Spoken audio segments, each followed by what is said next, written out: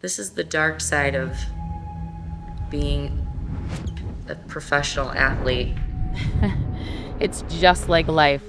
There's gonna be ups and downs. 2024, Megan Jacoby! I won it last year. It's not that easy to just do that. After the surgery, getting back into training, I've been able to continuously build up my speed, my volume. Everything has gone really well. Megan Jacoby, back to racing.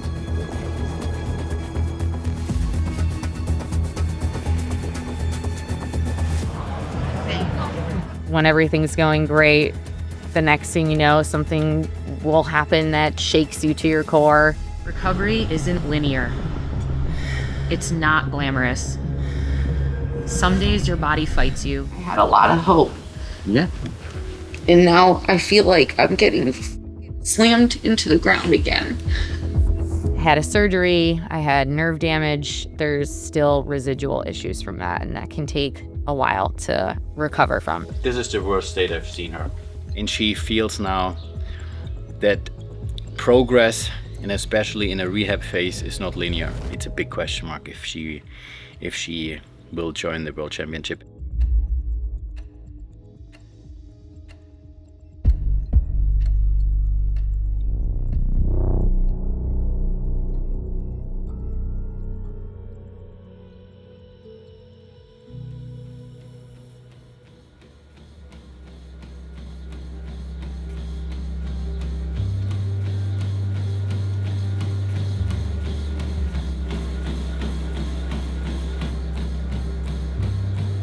Back in Cyprus, we have here our perfect equipment, everything we need. Today we talk a little bit about Megan's training, because now we come into the phase where everything gets really intense. I think every pro athlete will feel it now. We are 5 weeks out from Worlds. It's very difficult to make now massive jumps in fitness, but especially now for being very specific what you want to train and how you want to get better.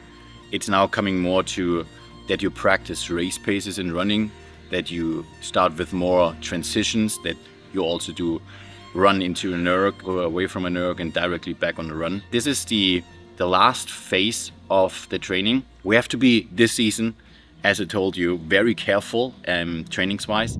Super important when you're doing peak training. Our volume is at its highest, and so is our intensity. And that is when you are butting up to that line regularly of potentially pushing it too far. Injury risk is very high, so making sure you're really optimally recovering, you're doing the right mobility, stretching, warming up. Same with the cooling down. The fascia massage stuff has helped me tremendously. Keeping everything feeling good, joints, especially knees, especially with this type of training, I think is really important. So I knew, especially after my back injury this year, this was even more crucial for me. I can't take any chances at all. It's definitely not easy, and as I said, I think what this whole episode also is, for everyone who had a setback in life or an injury, she is to prove that it's never over until you decide it's over. It's a really long process, especially in a sport like this that has a lot of different modalities that you have to train. You have to do some strength, you have to do specific station movements, you have to spend time in the ergs, you have to run.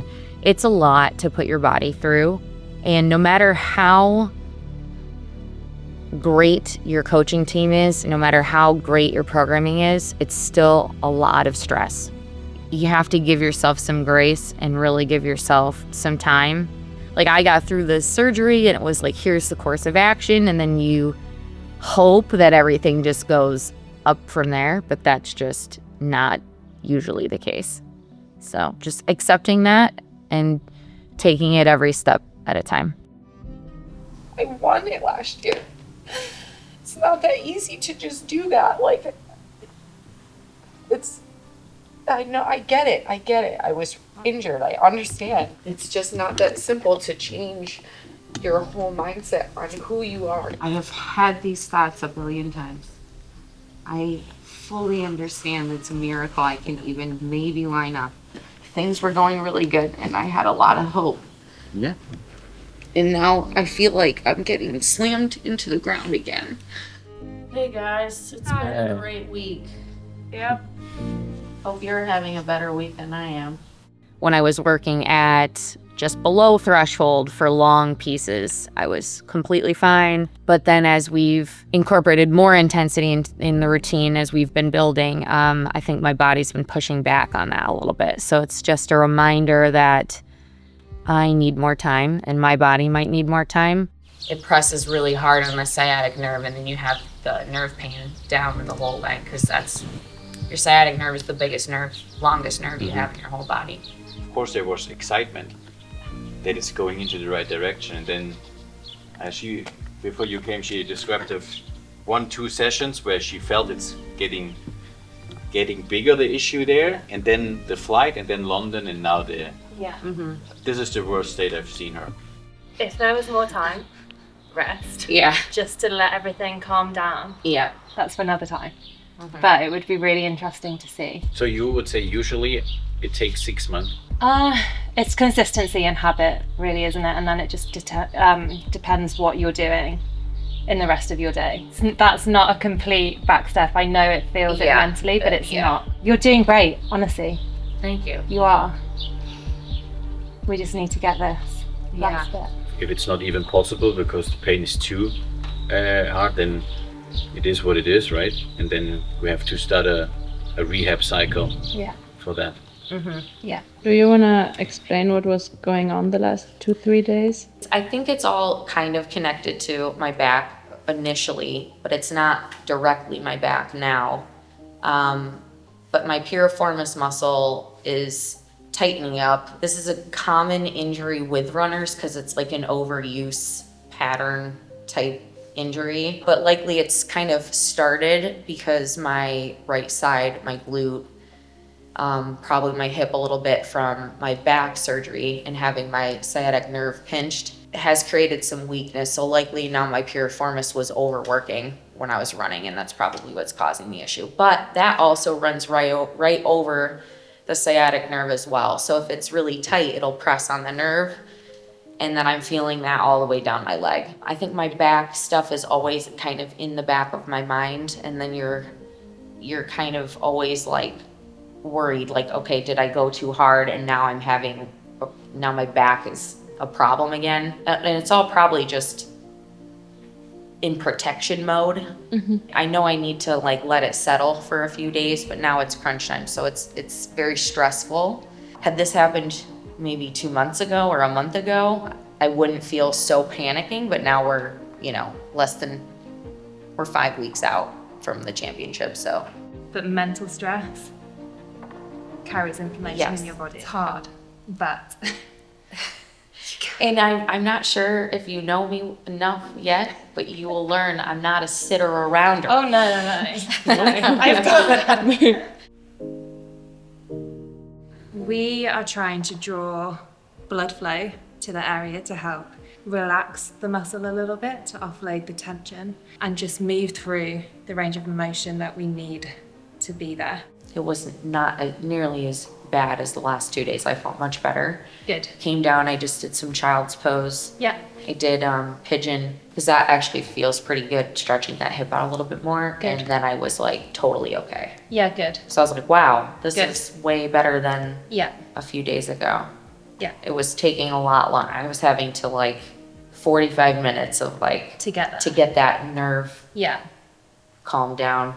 He was asking like, did you feel it in the race? And I'm like, you're so hyped up on adrenaline. Yeah. Like, I don't even know. Like, maybe? Yeah. Like, No. I don't even remember. No. When you're in race mode, you can't even feel what your body. If something hurts, you don't even know. The adrenaline, the hype, the focus is so intense that in London, if something was irritating me during that race, I had no idea. But after, I could feel it. My back tightened up pretty good, and I hadn't experienced that at all yet. But again, if there was a real bad injury or a tear or an electric shock or something that kicked in, that would then override. It's just your body going, okay, we're racing, we're back, and we're doing this, and we can do this, but okay, I need to catch up. This is the dark side of being a professional athlete. And I would say we don't share these things often. Number one, our competitors are watching us, right? So a lot of the time people are definitely going through a lot more than they tend to share. This is the hardest part of sport, is staying healthy all the time. And I would say no one is all the time. Likely things flare up pretty regularly for most people with what we do and the intensity we do. I think also there's a feeling with the sport, especially because it's newer, that if you're not working hard all the time, you're missing out. There's a volume thing where it's like volume, volume, volume. And I think it's gonna take people sometimes these things happening to really fine tune what they need and not feeling that pressure from what other people are doing in the community or other elite athletes are doing. And that's definitely something that I've learned. I've never done more low intensity work than I do now. And it also has made my intensity days that much better. So that's been a huge learning for me. You don't have to share it, but it's, I think, really valuable because your mindset is so strong. And Thank I think you. people, it can really help to see that. If anyone's wondering, I definitely have had probably, and poor Vanessa and Yannick, they were a little bit in the fire the other day. This has been a very hard week for me mentally. I think I've gotten to the point where I'm exhausted from being in pain so much this whole year. Like, I just want to live my life and not have pain. You know what I mean? And I think after my surgery, I felt really good for a while. And I think I was like, this is so great that I'm not in pain anymore. And then now kind of having other things popping up with training and increasing the training. And I know that that's like very usual, but I think I'm a little mentally drained of that lately. Who do you talk to about it? Yeah, that's a good question. Honestly, my mom. Yeah, okay, good. My mom is like my best friend. Good. I talk to her a lot. Come off a world title and then feel like I have to lower my expectations of myself this season. It's a lot easier said than done. There's two minds. I have my reasonable human mind, and then I have my competitive athlete mind. And they don't align right now. And when I'm in the right frame of mind and I can be reasonable with myself, it's really easy to say like, hey, the fact that I can line up and maybe I'm in the middle of the pack, that's incredible from where I've come from. Truly is. But then I have the competitive athlete mind where I just won last year. And it's very hard to give a title up without feeling like you have a dog in the fight.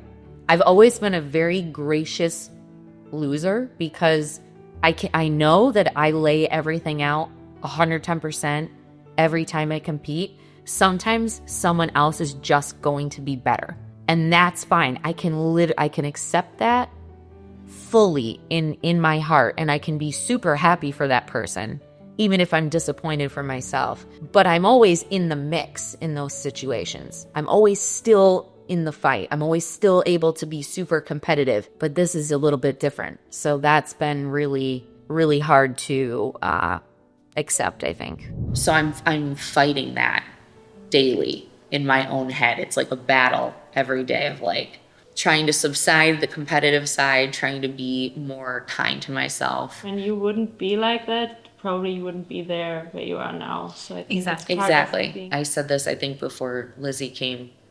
I have never, ever done a competition, especially in HYROX, where I did not believe I could win. Yeah. Never once have I lined up not believing I could win that race. So that alone is very challenging. I probably have no chance of winning this time. That's like, just for me and my brain, so crazy to just like accept that. Hey guys, so I just finished my workout and Meg is right now inside and does some treatments with Lizzie. It's very humanly understandable, the roller coaster what's going on. Usually you have a phase where everything works out pretty well And then, of course, you get excited and you feel that you could come back. And then, of course, while you at one point have to increase training's volume, it can always come flare-ups, and she feels now that progress, and especially in a rehab phase, is not linear.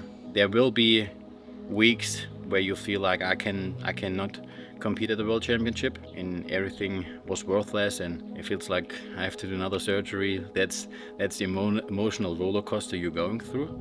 Everybody goes through life things, right? Like people dying, people in your family getting ill, like ups and downs in just relationships and career. Like there's always ups and downs in life. And I think we're really good at accepting that in life, and then a lot harder for us to accept in sport.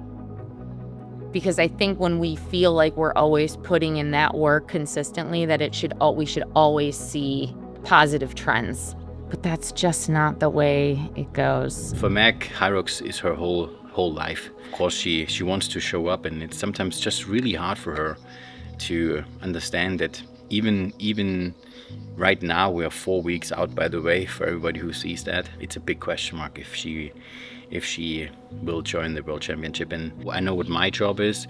I'm trying to be a very calm balance in between. The answer is we don't know if she will compete at the World Championship. It's not an easy season, let's call it that way. But hey, this is sports, and if you check all the great athletes in the world, most of those athletes have to deal with injuries at one point. If she can put those thoughts beside and work her ass off on getting her health fixed, and then even if it takes a little bit more time, the next season, in a very early video I've said that I'm very excited about 2026, for example. Want to join us?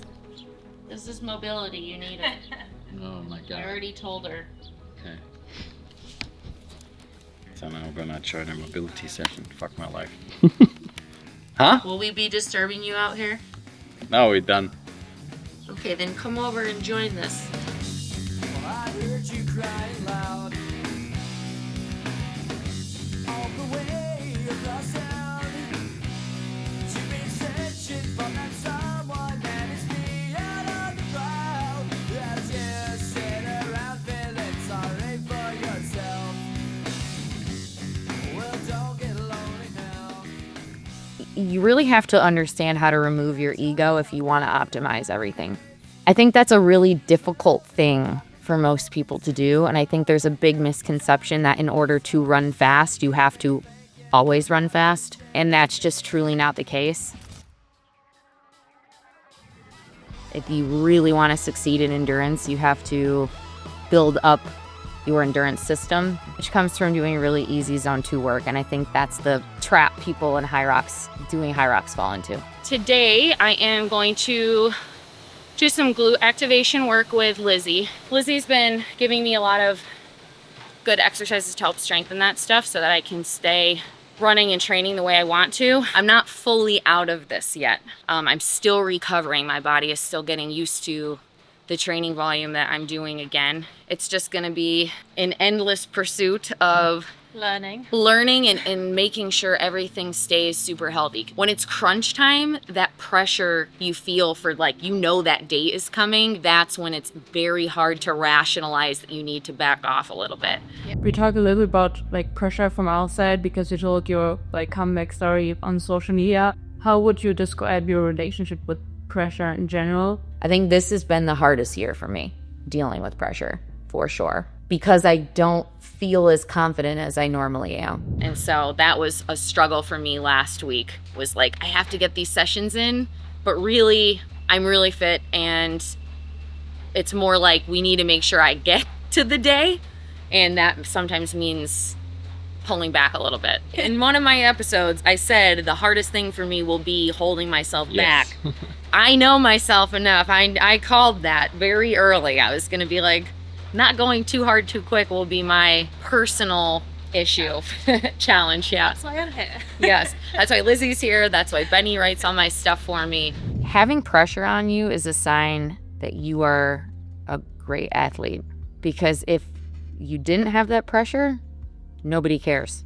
You know what I mean? For me, there's been way bigger moments in my life where I was worried about paying my bills or my rent or feeding my child or what am I going to do with my job or career as a single parent. That was pressure. There's pressure to perform, of course, from myself. I think it's our own expectations more than external. But it really is a very privileged position to be able to chase your dream every single day.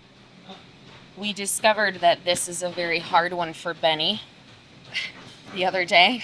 Then he's like, right? He said, anybody want coffee? He right in the middle, he was like, I'm good. It's very humbling, but my hips have made a lot of progress, I feel like. So much progress. I'm not able to do this yet without any hands. That's a goal. Face it. Gotta deal with it. Face it, learn from it. And all those little things, and it sucks. But not to say you'll win the next time, but at least you'll give yourself a better chance. Yeah.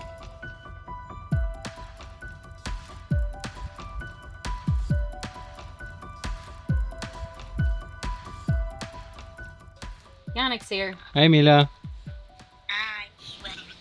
You have swimming today in school? Why are you making that face? I thought you were excited for that. I love you. I love you. All right, bye-bye. And go left side. Yeah. Okay, so your left side. She's rich because she has Benny, me, her family, everybody, and HYROX. That I love you so much, Mommy. Recovery isn't linear. Some days your body fights you, and some days your mind does too. Stay true to your beliefs, make self-improvement a priority, and just keep going. The greater the payoff, the greater the hardship. If it's hard, good. It means no one else will do it. I feel really way better. Every day has been better. Yesterday was hard because I tried to run and I did a little vlog and I'm literally crying the whole time, but I felt really good. But we did a ton of glute work before. And so I think then it was too much going into the running. So I just tightened up right away. So obviously, since I haven't been able to do so much running intervals, I've done a ton of ski and row intervals. I'm almost sick of looking at them now.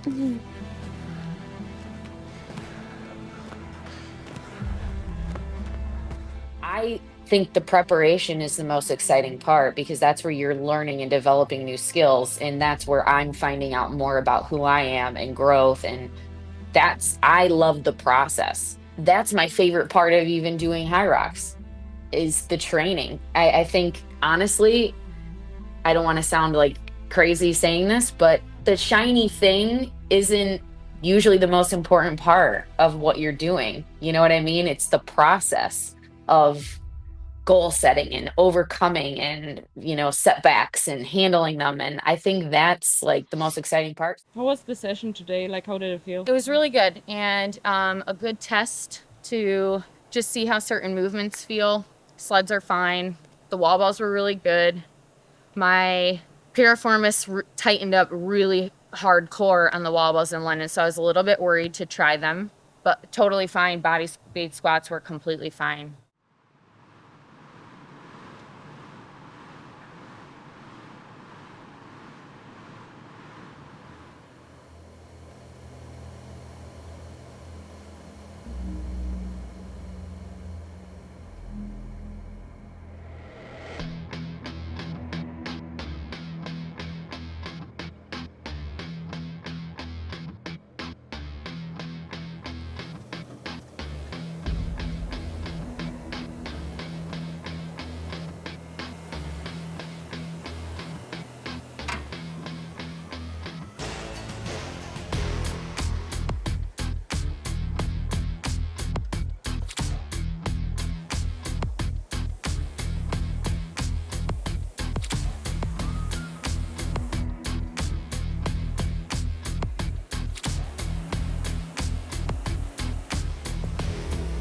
I want to so badly be in that race. This is going to be a grind for me. Jacoby's don't give up. I could not run a single step.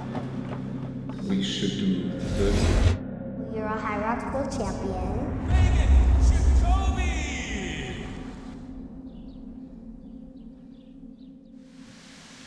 But I never choose the easy way. I always choose the hard way. That's when you grow the most, is when you're going through the hardest thing.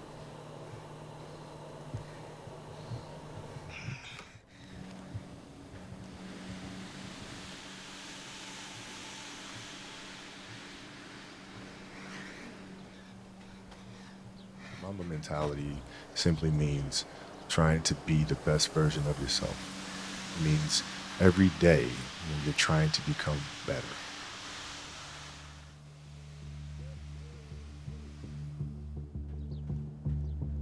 We just got an MRI done to just precautionary, make sure everything was... We wanted to make sure that nothing was being impacted negatively from that, because if I'm going to keep pushing, I don't want to push myself into another or a different injury. If I'm overworking my hip flexor, I don't want to tear anything or tear a labrum or something like that. So that would then sideline me again. It wasn't that we thought, or my physio thought, that that was the case. It was more just like, let's just make sure, so that A, we can keep working at this course of action, or if there is something going on, then we know and we can move in a different direction towards that. It's definitely not my back is the problem right now. It's more just like, I had a surgery, I had nerve damage. There's still residual issues from that, and that can take a while to recover from. So working on it a bit every day.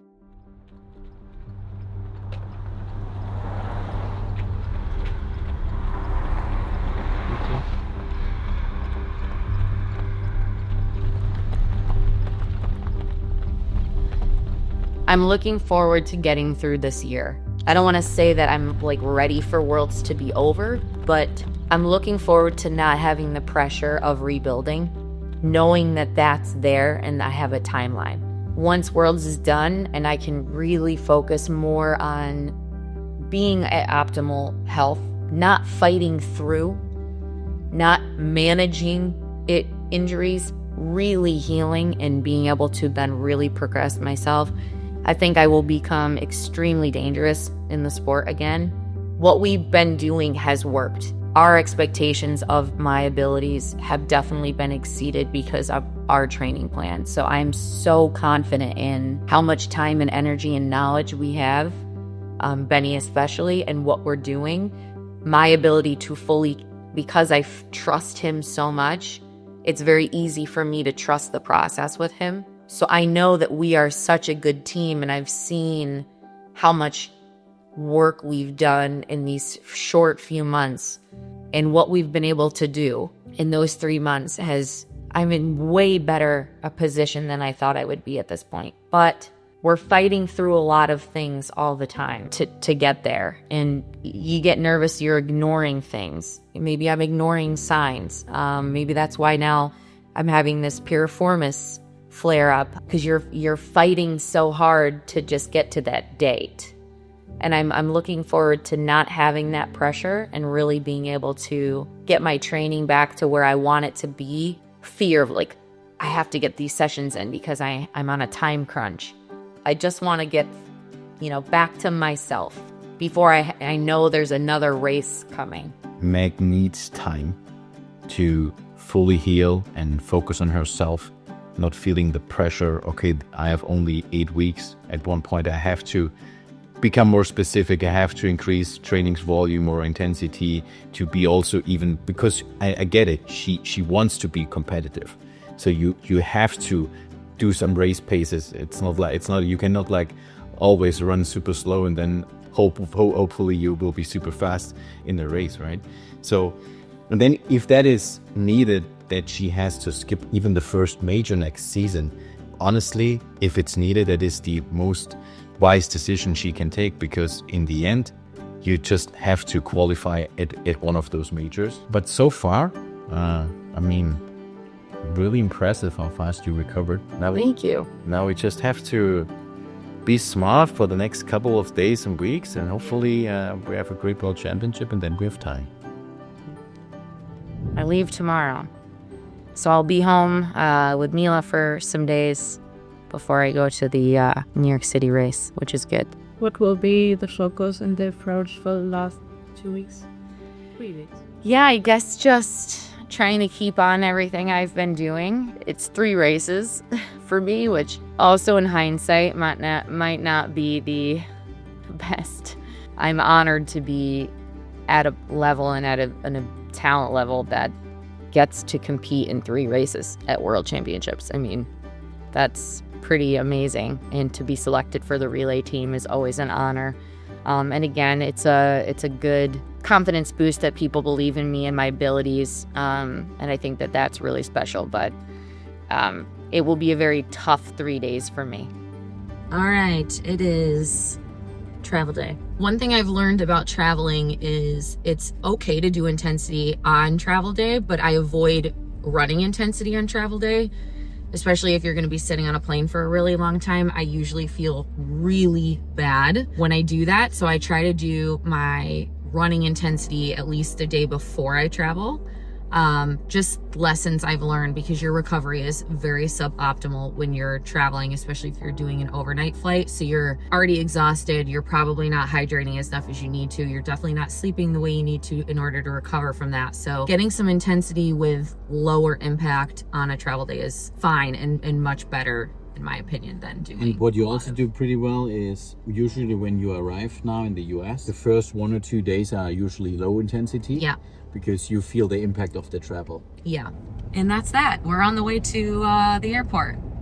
Got about 90 minutes ahead of us.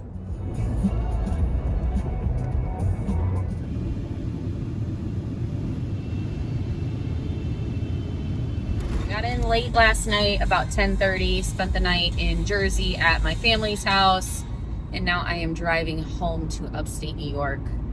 And I will be picking Mila up first thing. It's been a few weeks since I've seen her. This is the tricky part of being a pro athlete, but also being in an international relationship, is I'm traveling a lot.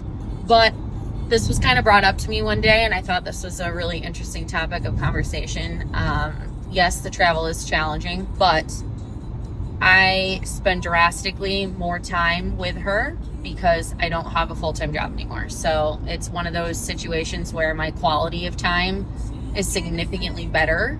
I get to do all the day-to-day things, the mornings, the evenings, whereas when you're a working parent, sometimes you can't even do that depending on your work schedule. So you're lucky if you get a couple hours in the evening. So that's something that's greatly been elevated in my life that I'm really, really grateful for, that I think people don't always think about. They think about how hard it must be to travel and be away, but I spend significantly more time than I ever would have been able to because I'm free and I'm an entrepreneur and I work for myself now. So just another really amazing positive of being an athlete. So spending the day and tomorrow with her for Memorial Day and my family. Easy day today to let my body recover, and then tomorrow we'll be back to business. I am heading down to New York City tomorrow to lead some workouts, do a content shoot with Puma. I will do the Puma shakeout run. And then I will be at the venue on Friday with Amazfit and Puma and Center, and Saturday for a little bit. But I'm in between workout sessions, and so I'm just reflecting on my life and the opportunity that I have to be somebody that people look up to, and somebody that gets to live their dream every day and be a source of inspiration to people. And I think that in the hardest moments, it's been really hard to be super transparent and open up about that, because I'm someone who I think I keep a lot of things in. Usually just call my mom when I have problems. I don't usually share with a lot of people on the outside. But I'm so happy that I have, because the amount of people that have reached out to me and said like how much my story or what I'm going through has helped them, that's really the reason why we do what we do. I think we sometimes forget that there are real people in the world like doing real things that are really, really amazing. And not that we're not as athletes, but when you really think about it, like I'm just running a circle in a room with other adults without shirts on, running circles in a room. So like there's people curing cancer and like doing these amazing things in the world. And again, not to say that this isn't important in its own way, but the real importance of it is the lives you get to touch and inspire by doing what you love to do and sharing that passion with others. And I think that's really what has kept me going this year. So I think sometimes we think that expectation or pressure is a bad thing, but honestly, the expectations of the community on me to keep being me and keep showing up and keep pushing every day. Like I'm so grateful that I have that, because it really has been super challenging. And I don't know that without you guys, I'd be as far progressed as I am. So thank you for that if you're watching this. And thank you for all your support. And I hope that I can keep being somebody that helps others in this community, and a community that has really impacted my life in the most positive way. So that's our challenge as people, is to figure out how our story can impact others and motivate them in a way to create their own greatness.